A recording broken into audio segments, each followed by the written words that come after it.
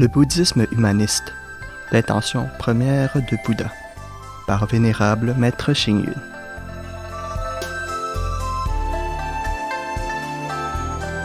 « 2. Création de la communauté monastique. Quelque temps plus tard, après avoir mûrement réfléchi aux principes qu'il avait prouvés lors de son éveil, son cœur était calme, épanoui, comme le disque de la lune éclairant le monde. Il pensa aux 5 autres ascètes méditants, avec qui il avait pratiqué l'austérité dans le passé et voulut partager avec eux les principes prouvés. Il les retrouva sur une colline voisine et leur exposa les 4 nobles vérités. On connaît ce sermon sous le nom de « mise en mouvement de la roue du Dharma ». Le sutra de la mise en mouvement de la roue du Dharma, aussi appelé Dharmakatra Pravartana Sutra, rapporte les épisodes suivants. Première roue du Dharma, notification. Bouddha donne aux 5 bhiksus la définition des 4 vérités, afin qu'ils puissent mieux comprendre. Ceci est la vérité noble, dite dukkha, elle est contraignante. Ceci est la vérité noble, dite cause du dukkha, elle est incitative. Ceci est la vérité noble, dite cessation du dukkha, elle est réalisable. Ceci est la vérité noble, dite sentier conduisant à la cessation du dukkha, elle est accessible.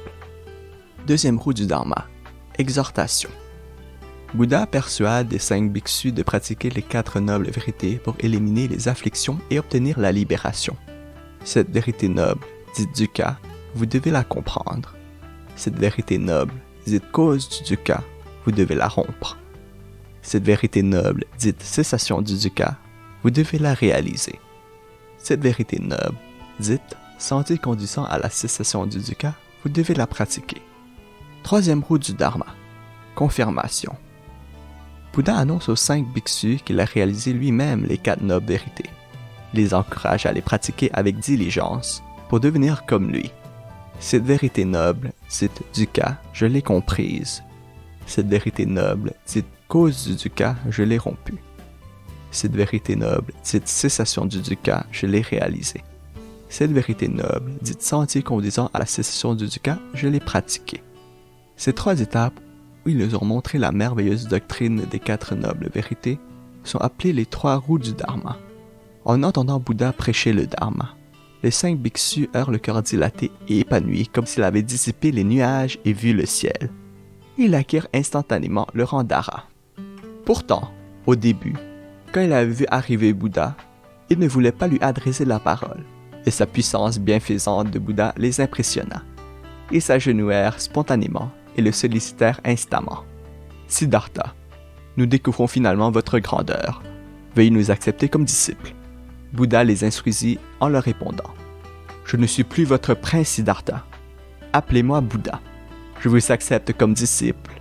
Et, ensemble, nous allons libérer les êtres de leurs afflictions. » Et c'est ainsi qu'ils devinrent les 5 premiers disciples bhiksus de Bouddha. Chapitre 3 du Sutra des causes et effets du passé et du présent. L'ébauche d'un bouddhisme muni des 3 joyaux, Bouddha, Dharma et Sangha, au complet, pouvait être ainsi déclaré accompli.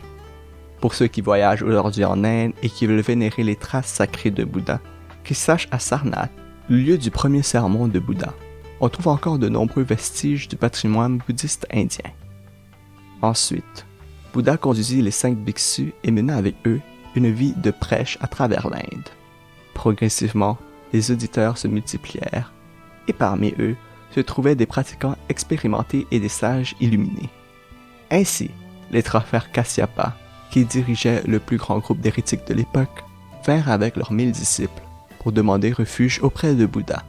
Ce ralliement a, par la suite, grandement favorisé la propagation du Dharma du Bouddha. Au même moment, le groupe mené par les très célèbres Sariputra et Moggallana, environ 200 personnes, prit aussi refuge auprès de Bouddha. En outre, le fils du grand notable de la cité Kasi, Yasa, avait éprouvé de l'aversion pour la vie mondaine, devint, lui aussi, disciple de Bouddha. Une 50aine de ses amis, séduits par la bienveillance, la compassion, la sagesse et les vertus de Bouddha, prirent tout refuge auprès de lui. Par la suite, les parents et l'épouse de Yasa prirent aussi refuge auprès des 3 joyaux, devenant ainsi les premiers disciples laïcs bouddhistes, Upasaka et Upasika. C'est au chapitre 4 du Sutra des causes et effets du passé et du présent que sont mentionnés les événements relatifs à leur prise de refuge. C'est ainsi que la communauté de 1250 monastiques se développa dans le monde des hommes.